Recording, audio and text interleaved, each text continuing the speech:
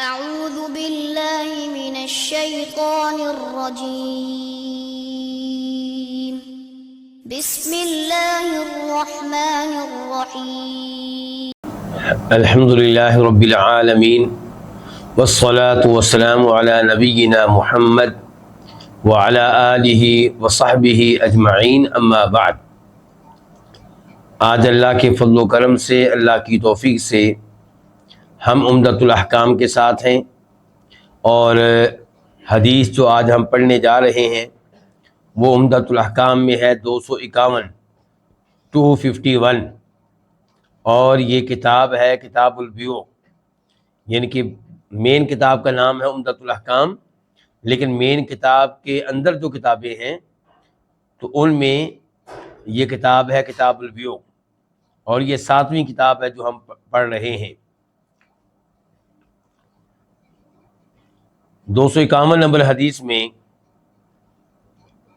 ہماری کتاب کے مؤلف وہ حدیث لے کر آئے ہیں جسے امام بخاری اور مسلم دونوں روایت کرتے ہیں ابو سعید خدری رضی اللہ تعالیٰ عنہ سے، عن ابی سعید الخدری رضی اللہ عنہ ان رسول اللہ صلی اللہ علیہ وسلم نہا عن المنابذہ، کہ بے شک رسول اللہ صلی اللہ علیہ وسلم نے منابذہ سے منع کیا ہے۔ اب منابذہ کسے کہتے ہیں، ساتھ ہی اس کی وضاحت آ گئی، وَهِيَ طَرْحُ الرَّجُلِ ثَوْبَهُ بِالْبَيْعِ إِلَى الرَّجُلِ قَبْلَ أَنْ يُقَلِّبَهُ أَوْ يَنْظُرَ إِلَيْهِ۔ منابذہ کا مطلب یہ ہے کہ طرح الرجل، کسی آدمی کا پھینکنا، ثوبہ، اپنے کپڑے کو، بالبیع، بیع کی وجہ سے، کیوں پھینک رہا ہے؟ بیع کی وجہ سے، بیچنا چاہ رہا ہے، تو کسی آدمی کا اپنا کپڑا پھینکنا بالبیع، بیع کی وجہ سے، الی الرجل، دوسرے آدمی کی طرف۔ دوسرا آدمی کون ہوگا؟ خریدنے والا۔ قبل ان یقلبہ او ینظر الیہ، پہلے اس کے کہ وہ اس کو الٹے پلٹے، او ینظر الیہ، یا پہلے اس کے کہ وہ اس کی طرف دیکھے، یعنی کہ کپڑا پھینکا، اس کے ساتھ ہی بیع ہو گئی، خریدنے والے کو کپڑے کو دیکھنے کا موقع نہیں ملا، کپڑے کو یعنی کہ چیک کرنے کا موقع نہیں ملا، کھولنے کا موقع نہیں ملا، ایسا کوئی موقع نہیں ملا، اور بیع پکی ہو گئی۔ وَنَهَا عَنِ الْمُلَامَسَةِ، اور آپ علیہ السلام نے ملامسہ سے بھی منع کیا ہے۔ پہلے کس سے منع کیا تھا؟ منابذہ سے، اب کیا ہے؟ ملامسہ۔ اچھا، منابذہ کسے کہتے ہیں وہ وضاحت آ چکی ہے۔ وہ وضاحت کس نے کی تھی؟ ابو سعید خدری رضی اللہ تعالیٰ صحابی نے کی تھی، اور کچھ علماء کرام کا موقف یہ ہے کہ وہ وضاحت بھی نبی علیہ السلام کی طرف سے تھی۔ اور اب ابو سعید خدری کہتے ہیں کہ دوسرے نمبر پہ آپ نے منع کیا ہے ملامسہ سے۔ یہ بیع کے نام ہے، پہلی بیع تھی منابذہ، منابذہ بیع سے بھی آپ نے منع کیا، اور منابذہ کا لفظی منع کیا ہوتا ہے؟ پھینکنا۔ تو وضاحت کیا اس کی آئی تھی کہ کوئی آدمی اپنا کپڑا بیع کی وجہ سے دوسرے آدمی کی طرف پھینکے، اور بیع اس کے ساتھ مکمل ہو جائے، پہلے اس کے کہ خریدنے والا اس کپڑے کی طرف دیکھے، اسے پھیرے، اسے چیک کرے، اسے الٹائے، اسے پلٹائے، اس سے پہلے ہی بیع پوری ہو گئی۔ اور اب کہتے ہیں وَنَهَا عَنِ الْمُلَامَسَةِ، آپ نے ملامسہ سے بھی منع کیا ہے، اور ملامسہ کس سے ہے؟ لمس سے ہے۔ لمس کس کو کہتے ہیں؟ چھونا، ٹچ کرنا، کسی چیز کو ہاتھ لگانا۔ والملامسۃ، اور ملامسہ کیا ہے؟ لمس الرجل الثوب، کسی آدمی کا کپڑے کو ٹچ کرنا، چھونا، یہ کون ہوگا؟ خریدنے والا۔ ولا ينظر الیہ، اور اسے دیکھے گا نہیں، ہاتھ لگایا اور دیکھا نہیں ہے، مثال کے طور پہ اندھیرے میں ہے، اس قسم کی صورتحال ہے، تو ہاتھ لگانے سے ہی بیع کیا ہو گئی؟ پکی ہو گئی۔ تو آپ علیہ السلام نے بے کی ان دونوں صورتوں سے منع کیا ہے۔ کیوں منع کیا یہ آپ جان چکے ہوں گے، کیونکہ اس میں غرر ہے، دھوکے کا امکان ہے۔ اس حدیث کو روایت کے امام بخاری رحمہ اللہ نے، نمبر ہے 2144 2144، اور امام بخاری نے اس پہ باب کیا قائم کیا ہے؟ باب بیع الملامسہ، کہ یہ باب ہے ملامسہ نامی بے کے بارے میں۔ اور اس حدیث کو امام مسلم نے بھی روایت کیا، نمبر ہے 1512 1512۔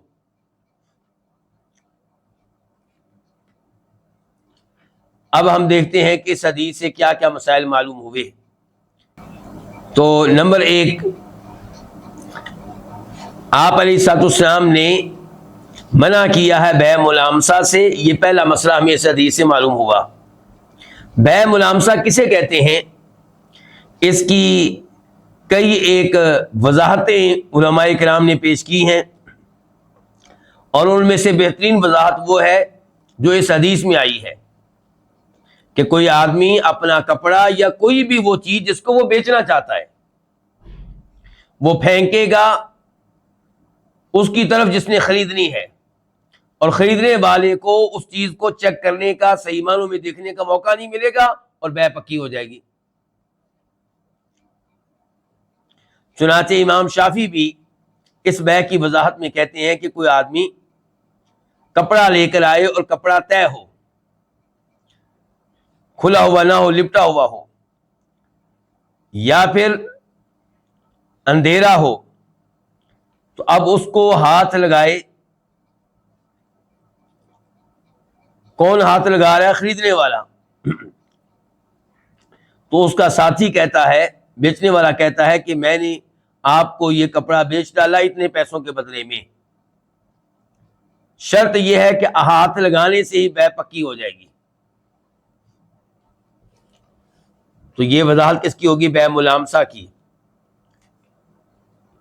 یعنی کہ ہاتھ لگانے سے۔ اور پھر ہے دوسرے نمبر پہ جو بے ممنوع قرار دی گئی، حرام قرار دی گئی، وہ ہے بے منابضہ۔ وہ کیا ہے کہ وہ چیز جو آپ بیچنا چاہ رہے اس کو پھینکنا۔ پہلی کیا تھی؟ بے ملامسہ، اس میں کیا تھا؟ ہاتھ لگانا۔ اب کیا؟ بے منابضہ۔ اور بے المنابضہ میں یہ چیز بھی داخل ہے جس کو کہتے ہیں عربی میں بے الحصا، حصا کہتے ہیں کنکری کو۔ مثال کے طور پہ بیچنے والا کہے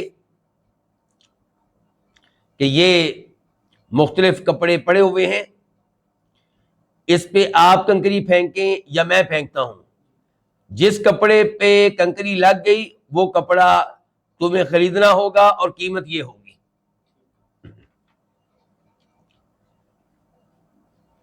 بے منابضہ اور بے ملامسہ دونوں کو نبی علیہ الصلوۃ والسلام نے حرام قرار دیا ہے، اور ان کی کئی ایک صورتیں اور کئی ایک شکلیں بن سکتی ہیں۔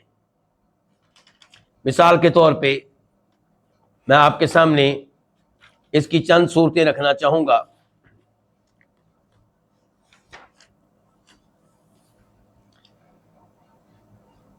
کہ فریقین سے مراد کون؟ خریدنے والا اور بیچنے والا، دونوں یہ طے کر لیں کہ جس چیز کی بے ہو رہی ہے، سودا ہو رہا ہے، اس کو ہاتھ لگائیں گے تو بے پکی ہو جائے گی۔ مثال کے طور پہ ایک دوسرے سے کہتا ہے کہ میرا یہ کپڑا آپ کے لیے اتنے روپے میں ہے، اتنے ریال میں ہے، اتنے ڈالر میں ہے، اگر آپ نے اس کو ہاتھ لگایا تو، یعنی کہ ہاتھ لگائیں گے تو بے پکی ہو جائے گی۔ اچھا، اب اس میں کیا مسئلہ ہے؟ اس میں جہالت پائی جا رہی ہے، دھوکہ ہے، اس میں غرر ہے۔ وہ ہاتھ لگائے گا اور قیمت کیا طے ہو گئی تھی پہلے سے؟ مثال کے طور پہ 10,000 روپیہ۔ بعد میں جب وہ گھر میں لے کر گیا، آگے پیچھے لوگوں کو دکھایا تو پتا چلا کہ وہ تو کپڑا صرف 1,000 روپے کا ہے۔ تو اب کتنا بڑا نقصان ہوا اسے۔ اب اس نقصان کی وجہ سے ان کی آپس میں دشمنی پڑنے کا خطرہ ہے، کل کو لڑائیاں ہو سکتی ہیں، کوئی قتل بھی ہو سکتا ہے اس وجہ سے کہ تم نے مجھے اتنا بڑا دھوکہ دیا ہے۔ اور یہ بھی ممکن ہے کہ جس کپڑے کو ہاتھ لگایا ہے وہ بہت مہنگا ہو، 20,000 روپے کا ہو, قیمت طے ہوئی تھی 10,000 روپیہ, تو یہاں پہ نقصان ہوگا اس کو جو بیچنے والا ہے.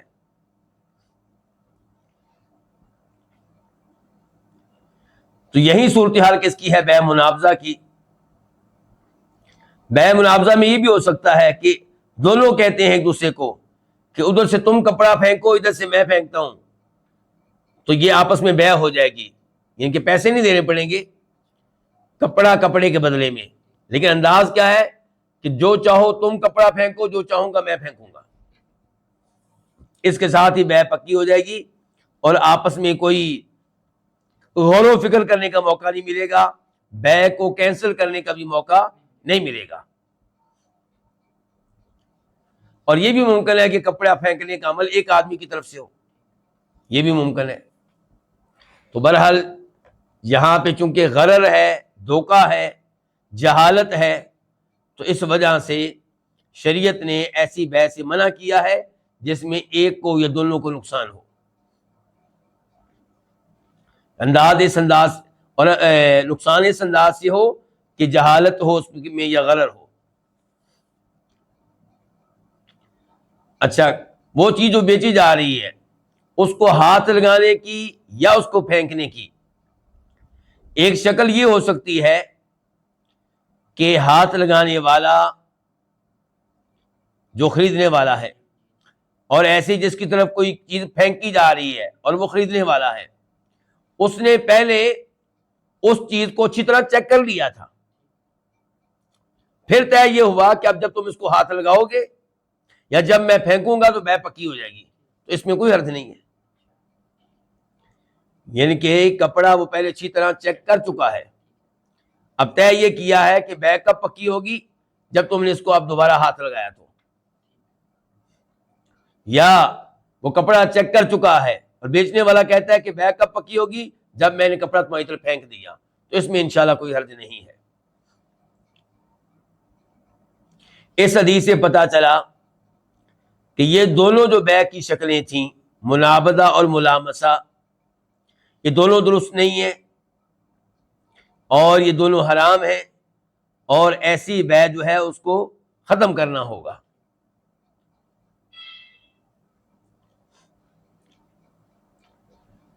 یہاں پہ وہ چیز جس کی بیع ہو رہی تھی وہ معلوم ہے, یعنی کہ کپڑا ہے مثال کے طور پہ, یا کوئی اور چیز ہے, لیکن وہ چیز معلوم ہے, لیکن اس کے اوصاف, اس کی خوبیاں یا اس کے عیب وہ معلوم نہیں ہیں. تو شریعت نے ایسی بیع کو غلط قرار دیا, فاسد قرار دیا. آپ یہاں سے اب یہ سوچیں کہ اگر بیع کی شکل یہ ہو کہ کوئی چیز ہے, جی کیا ہے, کوئی چیز, میری جیب میں کوئی چیز ہے, آپ اس کی قیمت میرے ساتھ طے کریں, مثال کے طور پہ 10,000 روپیہ, اور وہ چیز جو بھی ہوگی وہ آپ کی ہے اور آپ کو وہ بیع ماننی پڑے گی, کینسل نہیں کر سکتے, بیع پکی ہے. وہ کہتا ہے ٹھیک ہے جی. اب ممکن ہے کہ وہ چیز جو جیب میں ہے وہ 20,000 روپے کی ہو, ممکن ہے وہ 100 روپے کی ہو, ممکن ہے وہ 500 روپے کی ہو. تو اس قسم کی چیز جو نامعلوم ہو اس کی بیع کرنا بدرجہ اولا حرام ہوگا.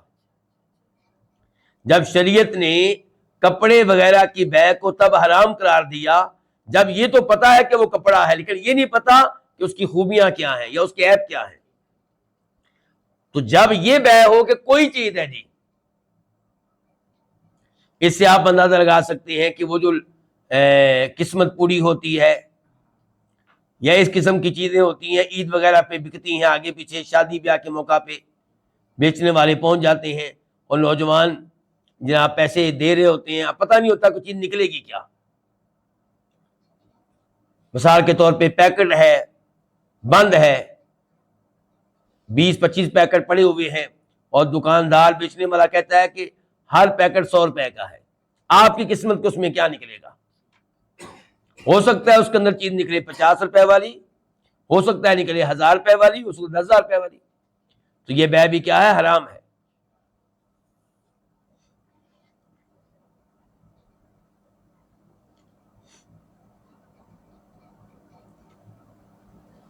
امام نووی رحمہ اللہ فرماتے ہیں کہ ملامسہ بے اور منابضہ بے اور اس قسم کی دیگر وہ بے جنہیں شریعت نے حرام قرار دیا ہے، یہ دراصل حرام ہے غرر کی وجہ سے، دھوکے کی وجہ سے۔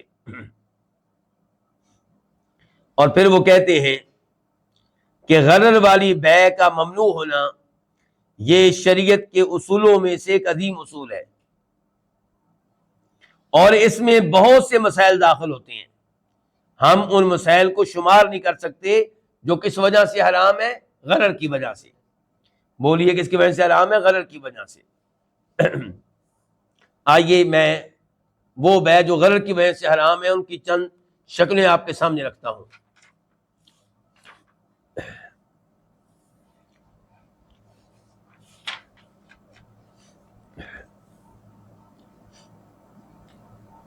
مثال کے طور پہ آپ کسی کے ساتھ بے کرتے ہیں، آپ اسے کوئی چیز بیچ رہے ہیں لیکن قیمت ایک نہیں، قیمتیں دو ہیں، تو اب قیمت معلوم ہوئی کہ نامعلوم ہوئی؟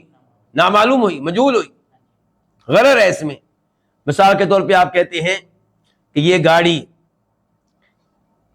میں آپ کو بیچ رہا ہوں، نقد جو ہے وہ ایک مثال کے طور پہ 10 لاکھ روپے کی ہے، اور ادھار پہ قسطوں پہ 20 لاکھ روپے کی ہے۔ آپ کہتے ہیں ٹھیک ہے جی، میں نے اس بے کو قبول کیا، اب بے ہو چکی، مثال کے طور پر میرے اور آپ کے درمیان یہ بے ہوئی ہے، اور میں نے کیا کہا ہے کہ گاڑی نقد کتنے کی ہے؟ 10 لاکھ کی، اور قرض پہ، قسطوں پہ، ادھار پہ 20 لاکھ روپے کی، اور آپ کہتے ہیں بالکل ٹھیک ہے۔ اچھا، بے تو ہو گئی، بے ڈن ہو گئی، گاڑی آپ کی ہو گئی، کتنے کی ہوئی ہے پتہ ہی نہیں، یا قیمت 10 لاکھ ہے یا 20 لاکھ ہے۔ یہ کب طے ہوگا؟ یہ آپ کل بتائیں گے، پرسوں بتائیں گے، تو یہ غلط ہوگا۔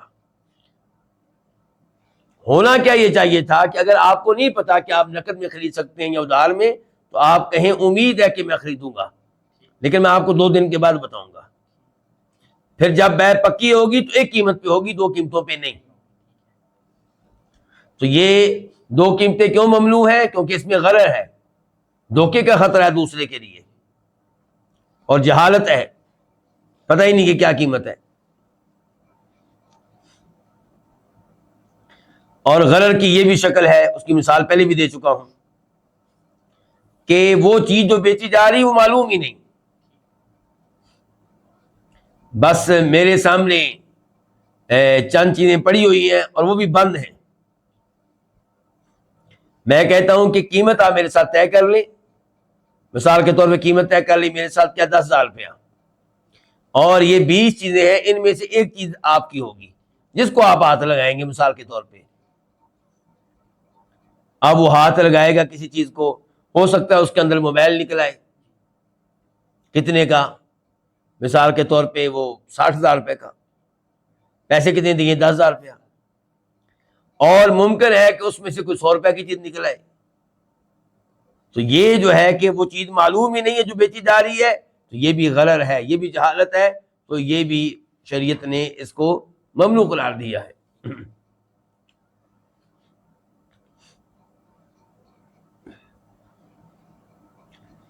اور کبھی یہ ہوگا کہ وہ چیز معلوم ہے جو بیچی جا رہی ہے، لیکن اس کے اوصاف، اس کی خوبیاں، اس کے عیب اور اس کی مقدار مجہول ہے، نامعلوم ہے، تو یہ بے بھی غرر کی وجہ سے ممنوع ہے۔ مثال کے طور پہ میرا اور آپ کا سودا یہ ہوتا ہے، بے یہ ہوتی ہے کہ یہ میری بھینس کھڑی ہے، اس بھینس کے تھنوں میں جتنا دودھ ہے ابھی ہم وہ دھوئیں گے، نکالیں گے، جتنا دودھ ہوا وہ آپ کی قسمت، لیکن میں دوں گا کتنے میں؟ 5,000 روپے میں۔ اب ممکن ہے کہ وہ نکلے 2 کلو، ممکن ہے وہ نکلے 10 کلو، ممکن ہے وہ نکلے 15 کلو، تو مقدار کیا ہوئی؟ نامعلوم۔ تو یہ بے بھی جائز نہیں ہے، غلط ہے۔ اور کبھی غرر یوں ہوگا، دھوکے کا امکان، دھوکے کا خطرہ، کہ پتہ ہی نہیں ہے کہ وہ چیز جس کی بے کی ہے وہ بیچنے والا دے بھی سکے گا یا نہیں دے سکے گا. مثال کے طور پہ میں آپ کو سمندر کی طرف لے جاتا ہوں اور سمندر کے ایک حصے کی اشارہ کر کے کہتا ہوں کہ یہاں پہ جتنی مچھلیاں ہیں یہ میں نے آپ کو بیچی. کتنے میں؟ 1,00,000 روپے میں. یہ کیا ہے جی؟ پتہ نہیں ایک مچھلی ہاتھ میں آئے کہ 2 آئے کہ 100 آئے، کچھ پتہ ہی نہیں کسی بات کا. ہاں اگر پانی محدود ہو تھوڑا سا تو اس کے بارے میں کہا جائے کہ جتنی مچھلیاں اس میں موجود ہیں اور وہ نظر آ رہی ہیں 5 ہیں 6، وہ الگ بات ہے. یا آپ کی گاڑی چوری ہو گئی اور آپ مجھ سے کہتے ہیں کہ یہ گاڑی میری جو چوری ہو چکی ہے یہ آپ مجھ سے خرید لیں. کیا مطلب؟ آپ جس کو بیچ رہے ہیں آپ کو پتا ہے کہ یہ پولیس میں ہے تو یہ خرید لے گا اور اس کو پتا ہے کہ میں تلاش کر لوں گا. یا آپ کو پتا ہے کہ یہ آدمی بدماش ہے، اس کے پاس بڑی قوت ہے، بڑی طاقت ہے، ہتھیار اس کے پاس ہے، تو آپ کو پتا ہے کہ یہ رسک لے لے گا. کیا لے لے گا؟ رسک. یہ رسک اسی کا نام غرر ہے. یہ رسک لے لے گا اور پھر یہ گاڑی خرید لے گا. اچھا اب گاڑی آپ کی ویسے تو تھی مثال کے طور پہ 50,00,000 روپے کی، لیکن چونکہ چوری ہو گئی ہے آپ کہتے ہیں چلیں اب چوری تو میری ہو گئی ہے تو اس بہانے شاید مجھے کوئی 10 لاکھ روپے مل جائے. اور وہ پولیس میں کام کرنے والا یا جو بدماش ہے وہ بھی خوش ہے. وہ کیوں خوش ہے؟ وہ اس لیے خوش ہے کہ اس کو وہ سوچتا ہے کہ میں یہ نکلوا لوں گا، تلاش کر لوں گا اور 50,00,000 روپے کی گاڑی مجھے 10,00,000 روپے بھی مل رہی ہے.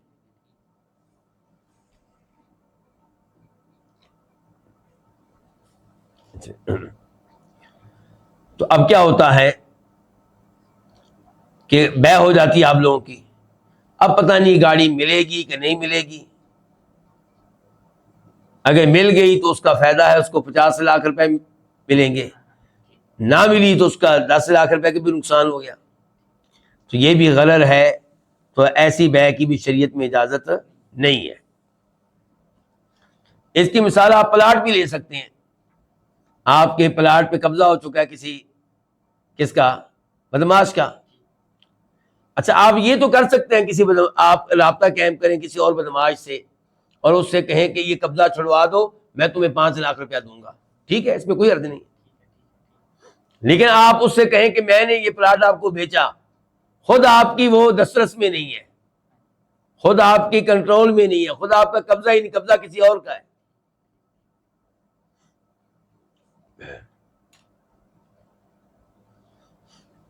اور کبھی غرر کی شکل کیا ہوگی کہ وہ چیز جو آپ بیچ رہے ہیں اس کا وقت معلوم نہیں ہے کہ کب آپ دیں گے. وہ پیسے بھی ہو سکتے ہیں، وہ چیز بھی ہو سکتی ہے. مثال کے طور پہ آپ مجھ سے گاڑی خرید رہے ہیں اور پیسوں کے بارے میں کیا طے ہوتا ہے کہ جب آپ کے حالات اچھے ہو جائیں گے تب آپ پیسے دیں گے.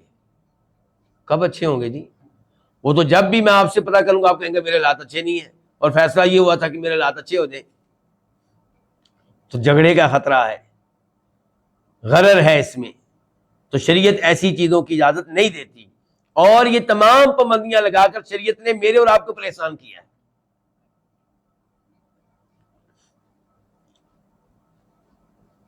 ہاں یہ ہو سکتا ہے کہ میری اور آپ کی مدت طے ہوتی ہے 5 سال. 5 سال کے بعد آپ کے حالات ٹھیک نہیں، میں آپ کو مزید مہلت دے دوں گا 6 مہینے کی، سال کی. لیکن شروع سے طے یہ ہو جائے کہ جب حالات ٹھیک ہوں گے جی تب دے دینا.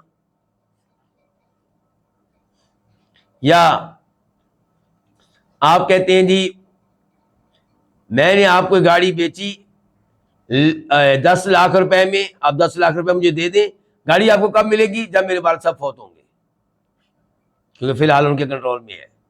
آپ پتہ نہیں کب آپ کے والد صاحب نے فوت ہونا ہے.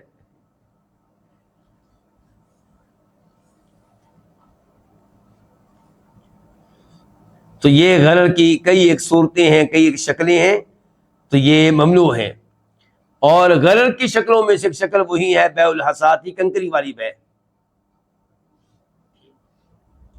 کہ جس چیز کے اوپر کنکری لگی وہ آپ کو ملے گی 10 لاکھ روپے میں. چیزیں کافی ساری ہیں. مثال کے طور پہ گاڑیوں کا شو روم ہے, تو آپ کو ہلکی سی کوئی, چلو آپ کنکری کی جگہ چنے کا دانہ کر لیں تاکہ گاڑی کو نقصان نہ ہو. تو طے کیا ہوتا ہے کہ آپ چنے کا دانہ مارے, جس گاڑی کو لگا وہ گاڑی آپ کی کتنے میں دی, مثال کے طور پہ 20 لاکھ روپے میں. تو اس انداز سے بیع کرنا شریعت ان چیزوں کو قبول نہیں کرتی. تو اس کی کافی مثالیں ہیں, بلکہ چند مثالیں آپ کو دے دی گئی ہیں. تو اس قسم کی بیع سے بچنا چاہیے.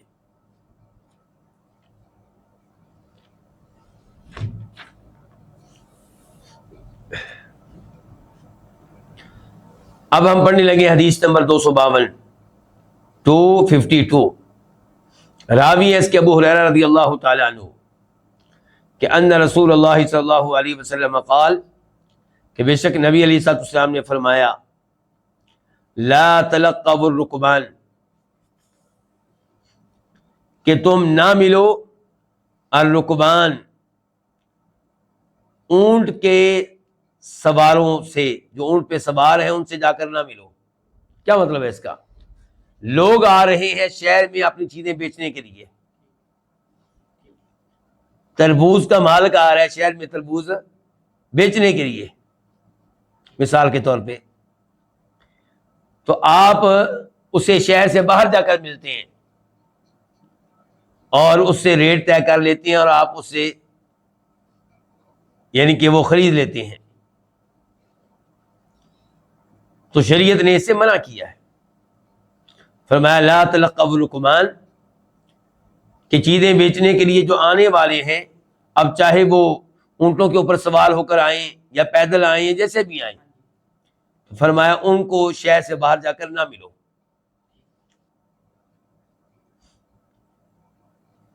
اس کا نقصان ہوتا ہے, یہ مزید گفتگو آگے پڑھیں گے ہم. مثال کے طور پہ وہ اگر شہر میں آئے گا تو وہ سوچ کر آیا ہے کہ میں نے ایک تربوزہ بیچنا ہے, کتنے کا, مثال کے طور پہ 500 روپے کا, لیکن آپ اس سے کہتے ہیں نہیں نہیں یہ آپ کا نقصان ہوگا, آپ 1000 روپے میں بیچیں. تو اب کیا ہو رہا ہے, پورے شہر کا نقصان ہوا کہ نہ ہوا؟ وہ 500 روپے کا بیچ رہا ہے, یہ سوچ کے آ رہا ہے, آخر اس نے سوچا ہے کہ اس میں اس کا فائدہ ہے, لیکن آپ اسے مزید فائدہ لینے کی ترغیب دے رہے ہیں اپنا فائدہ لینے کے لیے. تو فرمایا لا تلقوا الرکبان, کہ قافلے والوں سے باہر جا کر مت ملو. ولا یبیع بعضکم علی بیع بعض, اور تم میں سے کوئی کسی کی بیع پہ بیع نہ کرے. ولا تناجشوا, اور دھوکہ دینے کے لیے قیمت مت بڑھاؤ, بولی مت بڑھاؤ. اس کی مزید وضاحت تو آئے گی, لیکن ہلکی سی بات کہ مثال کے طور پہ ایک آدمی وہ بیچ رہا ہے کیا, اپنی گاڑی, لیکن وہ بیچ رہا ہے کیا, بولی کی شکل میں. لوگوں کو موقع دے رہا ہے کہ وہ قیمت لگائیں, کتنے میں خریدنا چاہتے ہیں جی آپ بتائیں. آپ کوئی کہتا ہے 1 لاکھ روپے کی, دوسرا کہتا ہے 1.5 لاکھ روپے کی, تیسرا کہتا ہے میں 2 لاکھ روپے کی, اور چوتھا کہتا ہے 2.5 لاکھ, پانچواں کیا کہتا ہے 3 لاکھ. لیکن مسئلہ یہ ہے کہ بیچنے والے نے 10-15 آدمی اپنے کھڑے کیے ہوئے ہیں قیمت بڑھانے کے لیے. عام آدمی نے قیمت لگائی تھی 1 لاکھ روپیہ, اب کو اور عام آدمی نہیں ہے جو 1 لاکھ سے زیادہ قیمت لگائے, لیکن اس کا اپنا آدمی کھڑا, اس نے کہا نہیں میں خریدتا ہوں 1.5 لاکھ روپے میں. تو یہ قیمتیں بڑھائی جا رہی ہے حقیقی خریدنے والوں کو دھوکہ دینے کے لیے. یہ جو درمیان میں بول رہے ہیں انہوں خریدنی نہیں ہے, بس ایک قیمت بڑھانے کے لیے بول رہے ہیں. تو یہ بھی دھوکے کی شکل تھی نا. دیکھیے مالی شریعت دھوکے کو کتنا ناپسند کرتی ہے, اور مسلمان عام طور پہ آج کل دھوکہ دینے میں کیا صورتحال ہے وہ آپ خود فیصلہ کر سکتے ہیں. وَلَا يَبِعْ حَاضِرٌ لِبَادٍ, اور کوئی شہری شخص بیع نہ کرے لبادن, کسی بادیہ والے کے لیے.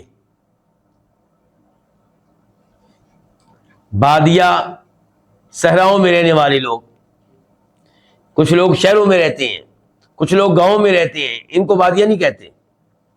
بادیہ وہ لوگ ہیں جو اپنے جانوروں کے ساتھ یا اونٹوں کے ساتھ، گائیوں کے ساتھ مختلف مقامات میں رہتے ہیں، جدھر گھاس مل گیا، پانی مل گیا، ادھر ان کی رہائش ہے، 4 مہینے یہاں تو 5 مہینے وہاں۔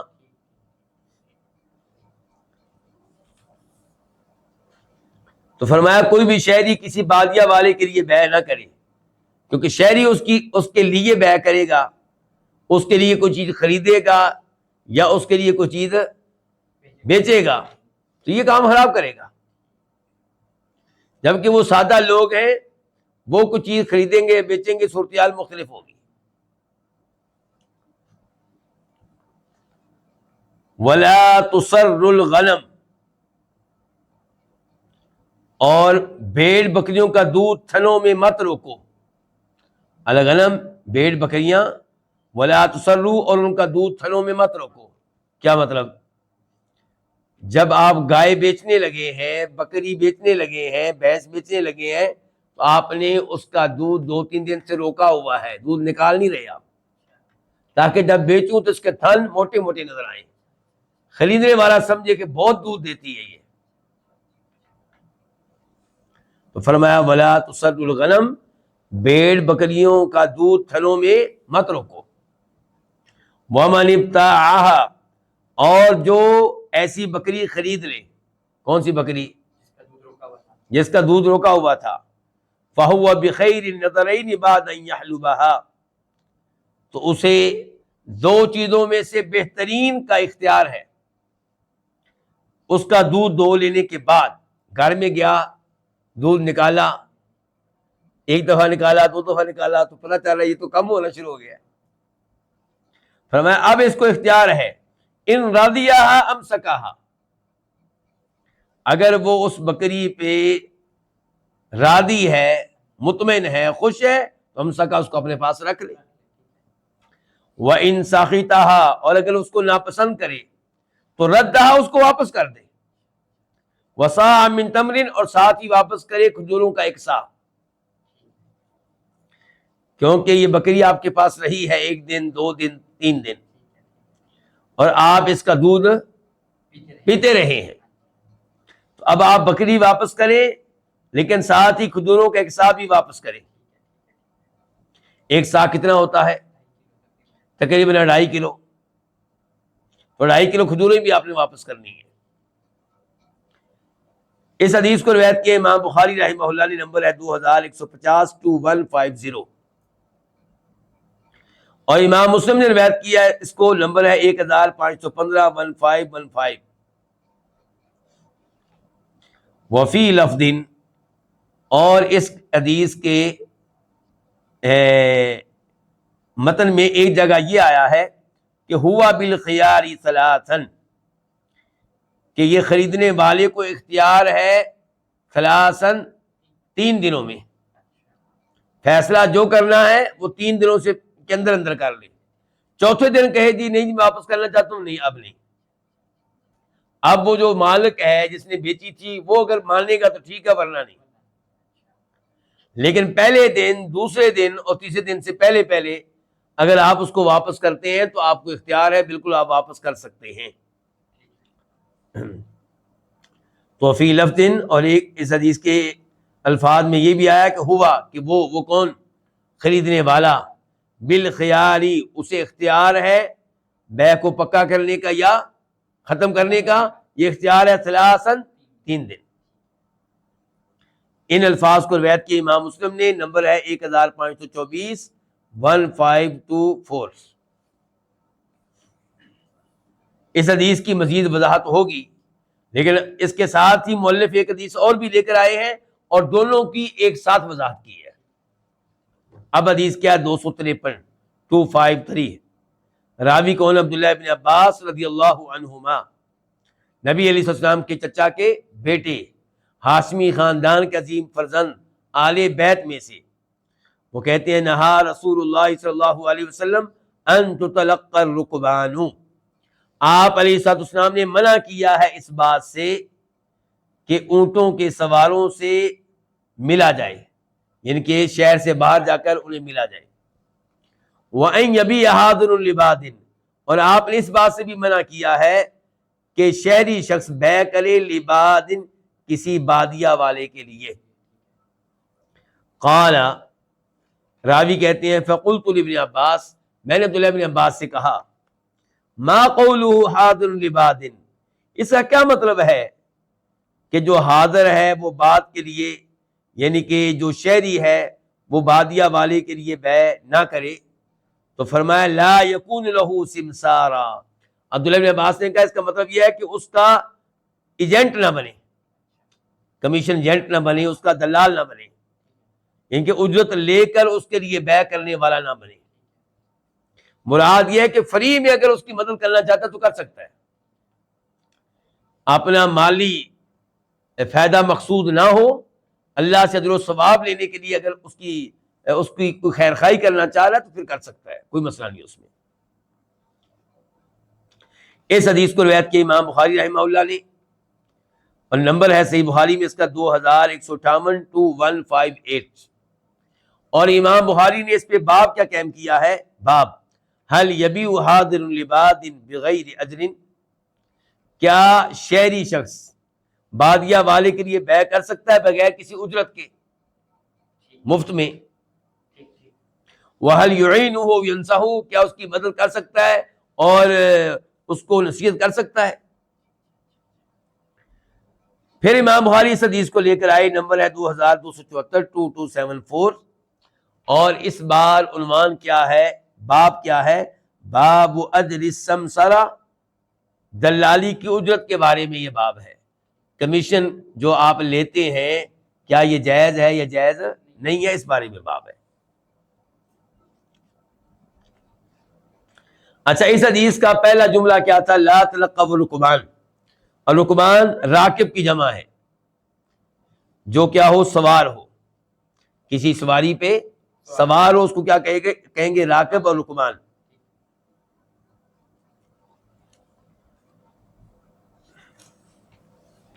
ولا تناجشوا، یہ نجش سے ہے، اور اس سے مراد یہ ہے کہ کسی چیز کی قیمت بڑھانا، اور بڑھانے والا وہ ہے جس کا خریدنے کا ارادہ نہیں ہے، بلکہ بیچنے والے کا فائدہ کرنا چاہتا ہے قیمت بڑھا کر، یا خریدنے والے کا نقصان کرنا چاہتا ہے، اس کا دشمن ہے۔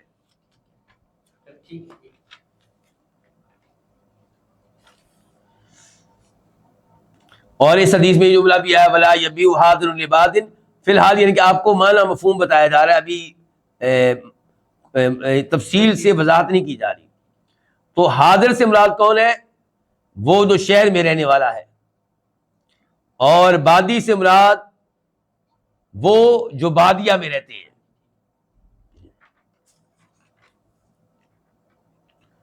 سمسار حدیث میں لفظ آیا ہے، اس کا معنی کیا ہے؟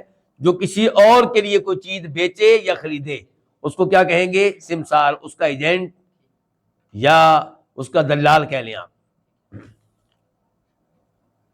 ولا تسر الغنم، اس کا مطلب کیا ہے کہ بکریوں کے تھنوں میں دودھ روک کر نہ رکھو، اور یہ جو دودھ روکنا ممنوع ہے یہ تب ہے جب آپ کا مقصد دودھ روک کر خریدنے والے کو دھوکہ دینا ہو، ورنہ کسی اور وجہ سے اگر آپ نے دودھ روکا ہوا ہے، مثال کے طور پہ صبح کے ٹائم آپ نے دودھ نہیں نکالا، آپ کہتے ہیں کہ ابھی ضرورت نہیں ہے، رات کو ہماری کوئی تقریب ہے، اس کے لیے دودھ کی زیادہ ضرورت پڑے گی، آپ لوگ رات کو دودھ نکالتے ہیں، تو اس میں کوئی حرج نہیں ہے انشاءاللہ، کیونکہ یہاں آپ کسی کو دھوکہ دینا نہیں چاہ رہے۔ جی،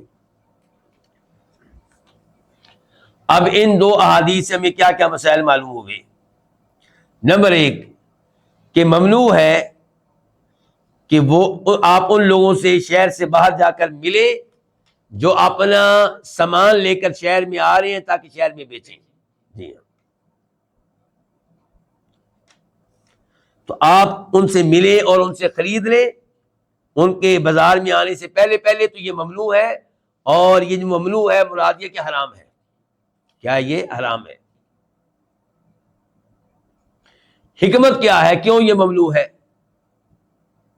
کیونکہ اس میں بھی کیا ہے؟ دھوکہ ہے. اس میں کیا ہے؟ دھوکہ ہے.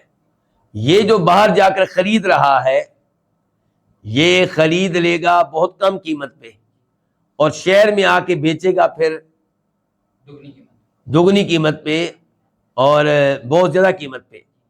جبکہ وہ بادیہ والا جو ہے وہ شہر میں آئے گا تو شہر میں آ کر اس کو خود ہی قیمتیں معلوم ہو جائیں گی، اس کو قیمتیں معلوم ہو جائیں گی.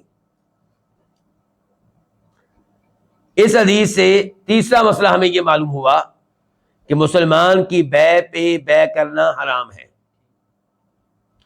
مثال کے طور پہ کہنے والا کہتا ہے اس سے جس نے کوئی چیز خریدی ہے 10 لاکھ روپے میں، گاڑی خریدی ہے، یہ کہتا ہے میرے پاس اس جیسی گاڑی 9 لاکھ روپے میں موجود ہے. تو کیا چاہتا ہے کہ اس کے ساتھ بے رہنے دے اور بے کس کے ساتھ کرے؟ میرے ساتھ کرے.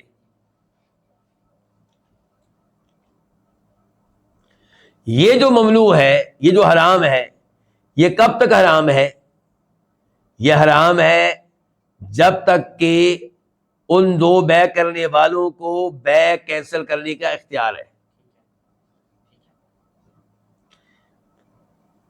اور اگر وہ بے کینسل کرنے کا وقت گزر جائے تو پھر بھی اس سے بچنا چاہیے، کیونکہ اگر آپ پھر بھی ان کی بے پکی ہو گئی ہے اور آپ کہتے ہیں یہی گاڑی میں نے آپ کو اتنے کی بیچنی تھی، تو آپ اس کو پریشان کر رہے ہیں. ان کی آپس میں غلط فہمیاں پیدا کرنے کا سبب بن رہے ہیں.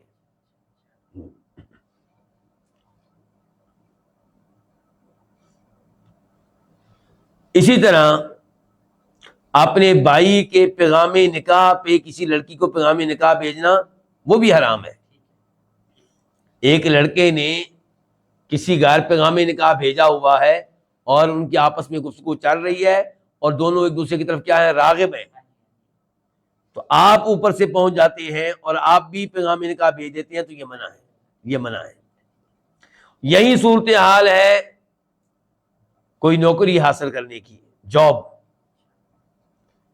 کسی جگہ ایک نوجوان کی بات چیت چل رہی ہے اور اس کو جاب پہ رکھنے والے ہیں اور اوپر سے آپ پہنچ جاتے ہیں، آپ کہتے ہیں یہی جاب میں کر سکتا ہوں، وہ آپ سے سیلری لے گا، تنخواہ لے گا کتنی، مثال کے طور پہ 1 لاکھ روپیہ، یہی کام میں 90,000 روپے میں کر دیا کروں گا.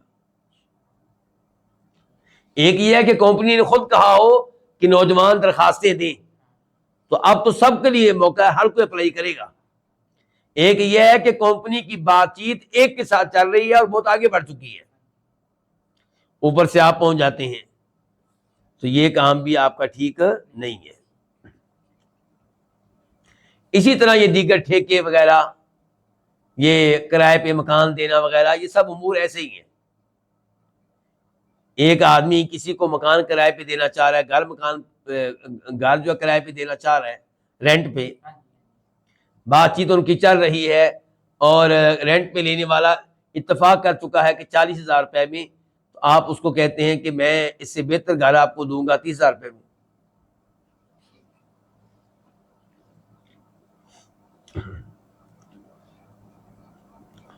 اس حدیث سے ہمیں یہ مسئلہ بھی معلوم ہوا، اور یہ پہلے بھی تذکرہ ہو چکا ہے، کہ شہری جو ہے وہ بے نہیں کرے گا اس کے لیے جو بادیہ والا ہے، جو صحرا وغیرہ سے آیا ہے.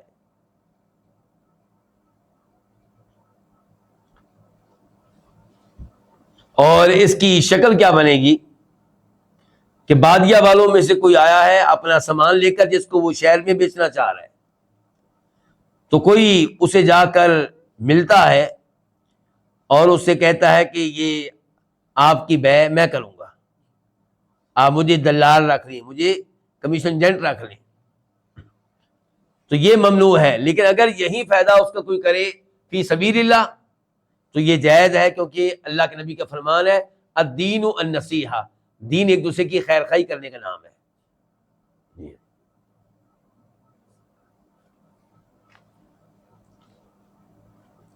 پھر اس حدیث سے وہ مسئلہ بھی معلوم ہوا جس کا پہلے بھی تذکرہ ہو چکا ہے کہ کوئی بھی جانور آپ بیچنا چاہ رہے ہوں، چاہے بکری ہو، چاہے بھینس ہو، چاہے گائے ہو، چاہے اونٹنی ہو، اس کے تھنوں میں دودھ روک لینا 1 دن کے لیے، 2 دن کے لیے، 3 دن کے لیے، تاکہ جب بیچا جائے تو خریدنے والا سمجھے کہ اس میں دودھ بہت زیادہ ہے، تو یہ بھی حرام ہے، کیونکہ اس میں بھی کیا ہے؟ دھوکہ ہے۔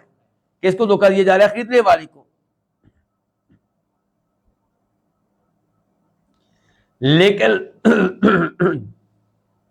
لیکن ایسی بیع منعقد ہو جائے گی، بیع ہو جائے گی۔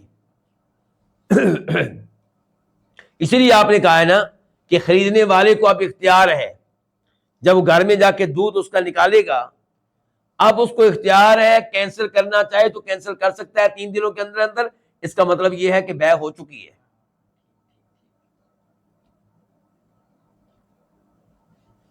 اور یہ بھی اس حدیث سے پتہ چلا کہ یہ اختیار کتنے دنوں کے لیے ہے؟ 3 دنوں کے لیے۔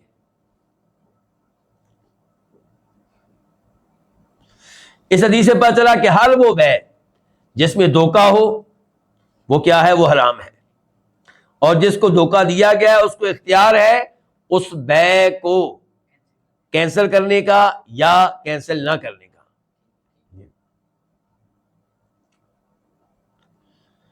اس حدیث سے بھی پتہ چلا کہ وہ آدمی جس نے ایسا جانور خریدا ہے جس کا دودھ روکا ہوا تھا، اب اگر وہ واپس کرتا ہے، بیع ختم کرتے ہوئے جانور کو واپس کرتا ہے، بکری کو، اونٹنی کو، گائے کو، تو وہ ساتھ 1 سا کھجوریں بھی دے گا۔ اور یہ 1 سا کھجوریں کس کا متبادل ہیں؟ دودھ جو پیا تھا۔ اب دودھ جو ہے ہو سکتا ہے زیادہ ہو سکتا ہے کم ہو، کسی نے 10 کلو دودھ پیا ہوگا وہ بھی 1 سا کھجوریں واپس کرے گا، 2.5 کلو، اور کسی نے دودھ پیا ہے 15 کلو، وہ بھی کتنی کھجوریں واپس کرے گا؟ 1 سا 2.5 کلو، اور کسی نے دودھ اس سے بھی زیادہ پیا ہے وہ بھی کتنی واپس کرے گا؟ 1 سا 2.5 کلو۔ تو یہ چیز ہو سکتا ہے کوئی آدمی کہے کہ میں اس کے اوپر مطمئن نہیں ہوں۔ دین اسلام نے کمی بیشی کا کوئی خیال ہی نہیں رکھا۔ تو ہمارا جواب یہ ہوگا کہ شریعت کی بہت بڑی خوبی ہے کہ شریعت نے ایک چیز طے کر دی ہے، وہ کیا؟ 2.5 کلو کھجوریں۔ اگر شریعت طے نہ کرتی تو بائع اور مشتری میں ایسا جھگڑا ہوتا کہ ختم ہونے کا نام نہ لیتا۔ یہ جس کو بکری جس کو واپس کی جا رہی ہے وہ کہتا ہے نا 1 سا کھجوریں کیوں واپس کر رہے ہو؟ 2.5 کلو کیوں؟ اتنے دن تم نے دودھ پیا، اتنے زیادہ دودھ پیا ہے، تم واپس کرو مجھے کتنی کھجوریں؟ مثال کے طور پہ 10 کلو۔ یا واپس کرنے والا کہتا ہے نہیں جی میں تو 1 کلو دوں گا، میں تھوڑا سا دودھ پیا ہے۔ تو شریعت نے اس سارے معاملات، اس سارے جھگڑے کو ختم کرنے کے لیے، اس سارے اختلاف کو دور کرنے کے لیے اپنی طرف سے ایک مقدار مقرر کر دی ہے۔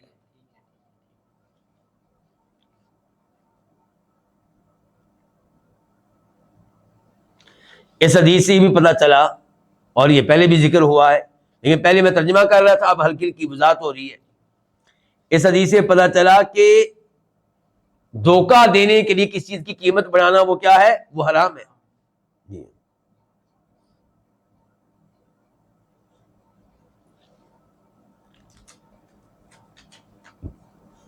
یہاں پہ تھوڑی سی گفتگو ہوگی اس بارے میں کہ جو قافلہ لے کر باہر سے آ رہے ہیں، شہر میں کچھ سامان بیچنا چاہ رہے ہیں، اگر شہر والے باہر جا کر ان سے کوئی سامان خرید لیتے ہیں تو یہ ممنوع ہے، اللہ کے نبی نے منع کیا ہے۔ لیکن ایسا کوئی کر لے تو اس کی بیع کا کیا حکم ہے؟ اب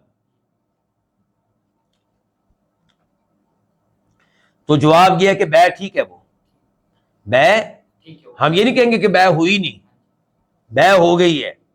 اور اس کی دلیل مسلم شریف کی یہ حدیث ہے، فرمایا نبی علیہ السلام نے لا تلقبوا الجلب، باہر سے آنے والا سامان خریدنے کے لیے باہر جا کر سامان لانے والوں سے ملاقات نہ کرو۔ جو ایسا کرے گا اور ان سے کچھ چیز خرید لے گا تو جب وہ مالک بازار میں آئے گا، شہر میں آئے گا، تو مالک کو اب اختیار ہے کہ اس بیع کو رہنے دے یا ختم کر دے۔ اس کا مطلب بیع ہو چکی ہے۔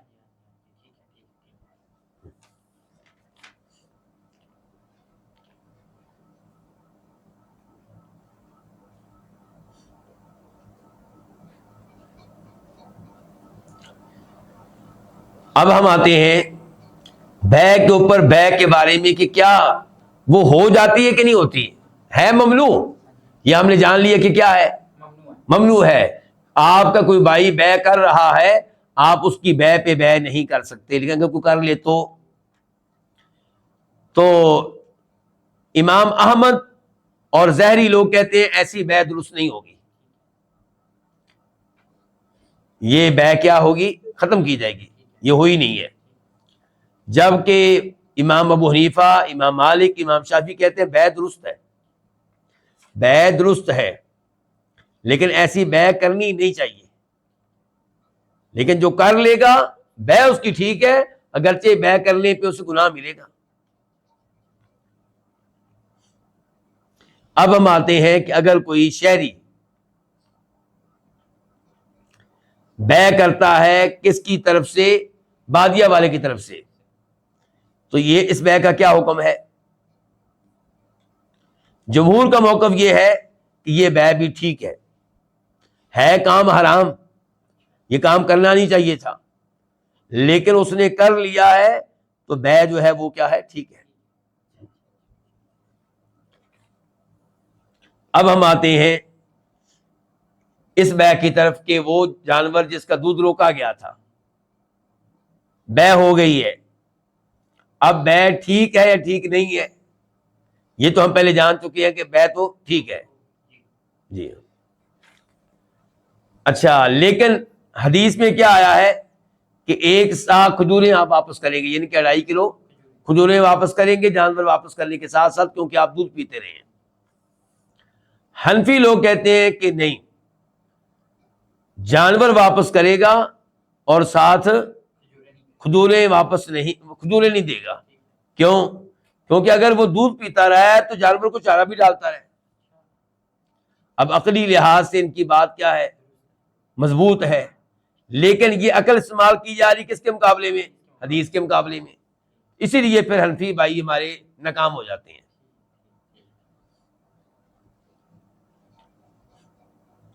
لیکن انہوں نے حدیث کو رد کرنا چاہا یہ کہہ کر کہ حدیث منسوخ ہو گئی ہے. کیا ہو گئی ہے؟ لیکن منسوخ ہونے کی کوئی دلیل نہیں پیش کر سکے. کس نے کہہ دیا کہ آپ کو حدیث منسوخ ہو گئی ہے؟ کوئی دلیل لے کر آئے. اور کسی نے کہا حنفیوں میں سے کہ یہ حدیث شریعت کے عام اصولوں کے خلاف ہے. وہ کیسے؟ یہ کھجوریں دی جا رہی ہیں کس کے عوض میں؟ دودھ پیا ہے. دودھ پیا ہے تو بدلے میں دودھ دینا چاہیے، یا پھر قیمت دیں. قیمت کھجور تو نہیں ہے، دینار دیں، درہم دیں، اور آج روپے دیں آپ، یا وہی چیز دیں جو پی آپ نے، یا اس کی قیمت دیں. کھجوروں کا کیا تعلق ہے اس سے؟ اچھا، عقلی لحاظ سے یہاں پہ بھی ان کی بات معقول کہی جا سکتی ہے، لیکن مسئلہ ان کا یہی ہے کہ یہ عقل اور قیاس استعمال کرتے ہیں وہاں پہ جہاں حدیث موجود ہوتی ہے، اسی لیے پھر یہ مار کھا جاتے ہیں.